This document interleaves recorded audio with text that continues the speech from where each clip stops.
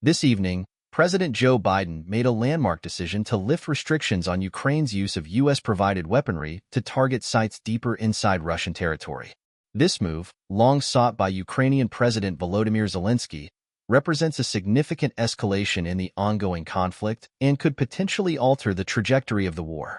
The decision aligns with mounting pressure from Kyiv and comes at a critical juncture as world leaders gather in Rio de Janeiro for the G20 Summit, where the war in Ukraine is expected to dominate discussions. President Zelensky has repeatedly urged Western allies to expand the operational scope of Ukraine's military capabilities. His calls have centered around the use of long-range missile systems, such as the U.S.-manufactured Army Tactical Missile Systems, ATACMS, which can strike targets up to 190 miles away. Until now, Washington had been reluctant to grant this request, concerned about the risk of escalating the conflict and provoking a harsh retaliatory response from Moscow. However, the strategic calculus appears to have shifted. Reports suggest that North Korean troops have joined Russian forces in active combat operations within Russia, potentially tipping the scales in the Kremlin's favor. This development, alongside the ongoing struggles of Ukrainian forces to regain lost territory, likely influenced the Biden administration's decision to remove these restrictions. President Biden's decision comes as he prepares to attend the G20 Summit in Rio de Janeiro. The event, which will feature key global players such as China's President Xi Jinping, is an important platform for addressing geopolitical issues. While Russian President Vladimir Putin will not attend due to an outstanding arrest warrant issued by the International Criminal Court, his government's actions in Ukraine will undoubtedly remain a focal point of discussion.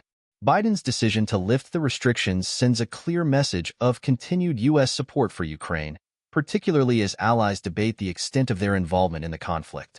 The move could also set the tone for other nations, such as the United Kingdom, which has faced similar requests from Kyiv regarding the use of British-made Storm Shadow cruise missiles. The ATACMS is a high-precision ballistic missile designed for ground-based launches. Its extended range allows for strikes deep into enemy territory, targeting critical infrastructure such as ammunition depots, command centers, and supply routes. By granting Ukraine the ability to deploy these missiles, the U.S. significantly enhances Kyiv's capacity to disrupt Russian logistics and military operations far from the front lines. This decision follows months of intense deliberation within Washington. Concerns had centered around the potential for such strikes to be perceived as overly provocative by Moscow. However, with reports of North Korean involvement and escalating Russian aggression, the Biden administration appears to have concluded that the strategic benefits outweigh the risks. The United States' shift in policy could have far-reaching implications for the broader coalition supporting Ukraine. The United Kingdom, for instance, has previously indicated its willingness to consider allowing Ukrainian forces to use Storm Shadow missiles against targets inside Russia. Until now, London has held back, seemingly awaiting a definitive move by Washington. With Biden's green light, pressure will likely mount on British Prime Minister Rishi Sunak and other European leaders to follow suit. The decision also underscores the increasing alignment among NATO allies regarding the need to intensify military support for Ukraine. While some nations have advocated for caution to avoid escalating tensions with Russia, others argue that empowering Ukraine is essential for securing a favorable outcome to the war. The reported involvement of North Korean forces in the conflict adds a new layer of complexity to the war. North Korea's decision to support Russia militarily signals a deepening alliance between the two nations, likely driven by mutual opposition to Western powers. For Ukraine, this development introduces additional challenges on the battlefield and underscores the urgency of receiving more advanced weaponry from its allies. By lifting restrictions on the use of U.S. weapons, the Biden administration sends a strong signal to both Russia and its allies, reaffirming its commitment to Ukraine's sovereignty and territorial integrity. However, the move also raises questions about how far the West is willing to go to counteract Russia's aggression and whether it risks further widening the conflict. Reactions to Biden's decision are likely to vary widely. For Kyiv, the move is a long overdue step that could shift the balance of power in its favor. Ukrainian officials have hailed the lifting of restrictions as a crucial moment in their fight for independence, emphasizing that their forces will use the weapons responsibly and in compliance with international law. In contrast, Moscow is expected to denounce the decision as a dangerous provocation. The Kremlin has consistently framed Western military aid to Ukraine as an existential threat and may escalate its rhetoric, or even its actions, in response. Observers warn that Russia could retaliate with intensified attacks on Ukrainian cities and infrastructure, further worsening the humanitarian crisis. Meanwhile, other NATO members and allied nations will be watching closely to see how this decision impacts the dynamics of the conflict. Countries like Poland and the Baltic states, which have been vocal supporters of Ukraine, may view this as an opportunity to push for even stronger measures against Russia. Conversely, nations wary of escalation may urge caution, advocating for diplomatic solutions alongside military aid. The coming weeks will reveal the true impact of Biden's decision on the battlefield and in the geopolitical arena. For Ukraine, the ability to strike deeper into Russian territory could provide a much-needed boost as it seeks to reclaim lost ground and counter Russia's relentless advances. However, the move also raises the stakes, potentially drawing new players into the conflict and complicating efforts to find a peaceful resolution. In a dramatic shift in U.S. policy, President Joe Biden has authorized Ukraine to use long-range missiles inside Russia, signaling a pivotal moment in the Russia-Ukraine conflict.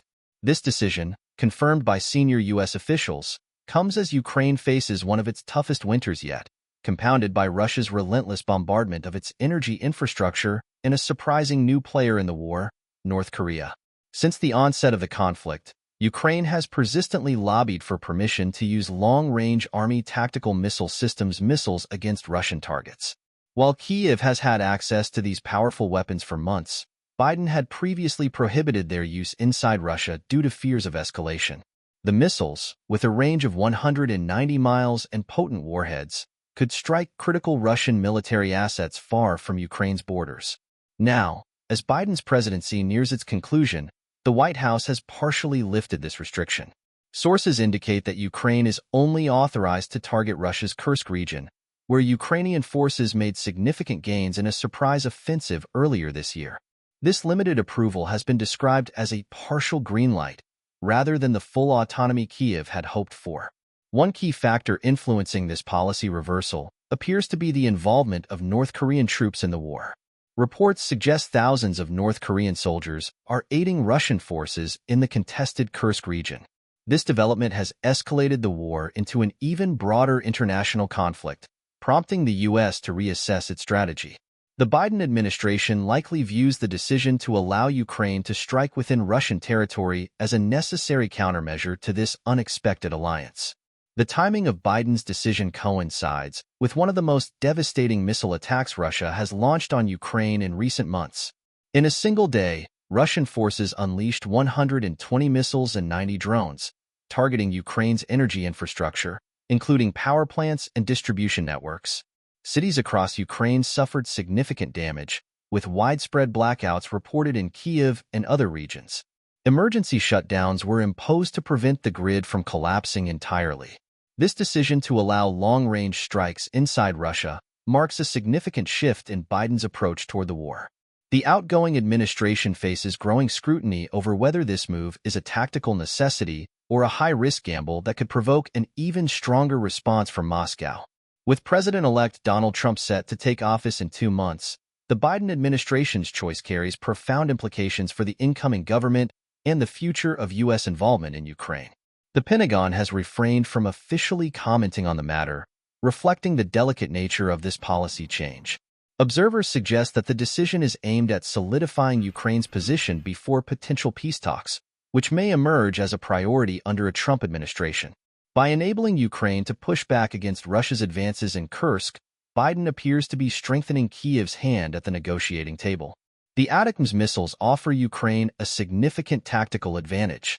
They can be launched from positions deep within Ukrainian territory, reducing the risk to Ukrainian forces while delivering precise strikes on critical Russian assets. However, the limited scope of their use, restricted to the Kursk region, indicates the Biden administration is still exercising caution to avoid triggering a wider war. Russian President Vladimir Putin has previously warned that any U.S. decision to provide Ukraine with long-range missiles would be seen as an act of war. In September, Putin declared that such a move would mean NATO and the United States were directly at war with Russia. The Kremlin has yet to respond officially to this latest development, but the potential for a significant escalation looms large. With winter fast approaching, the war is set to enter a new phase. Ukraine faces the dual challenges of defending against intensified Russian assaults and maintaining critical energy supplies for its population. Meanwhile, Russia appears committed to leveraging the harsh winter conditions to its advantage, using missile strikes to disrupt Ukraine's energy infrastructure and weaken civilian morale. As the Russia-Ukraine war enters its most volatile phase yet, the stakes for all parties continue to rise.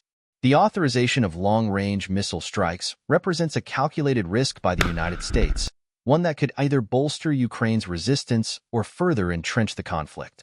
With diplomatic solutions appearing increasingly elusive, the coming months will likely be decisive in shaping the trajectory of this protracted war.